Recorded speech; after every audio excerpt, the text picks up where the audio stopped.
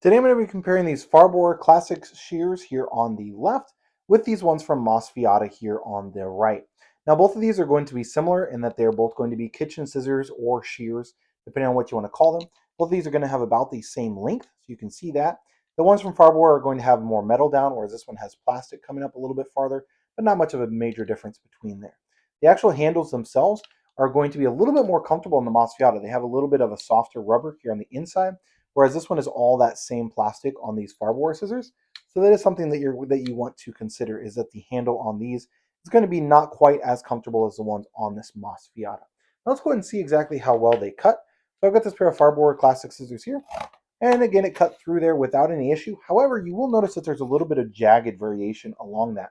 And that's because actually when I was pushing down, it actually was kind of pushing this a little bit to the side on the handle when I was pushing down on that. So that's why you've got some of this jaggedness along the edge there. I'm going to show you the Mosfiata scissors here.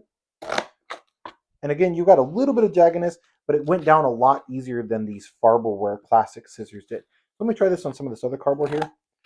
Okay, so again, it's cutting through it without any issue, but it's not really going all the way to the tip edge of the knife, or of the scissors, sorry. So that's definitely a downside to this pair of Farberware scissors versus this one from Mosfiata. If I had to choose one or the other, I would actually choose these from Mosfiata simply because they are cutting better, and it's also cutting all the way up to the tip, whereas the Farberware is really stopping somewhere about there on the tip, and then it's not actually cutting all the way up, whereas this one from Mosfiata, it is getting a good cut all of the way to the top. So I really do prefer the Mosfiata scissors over these Farberware scissors.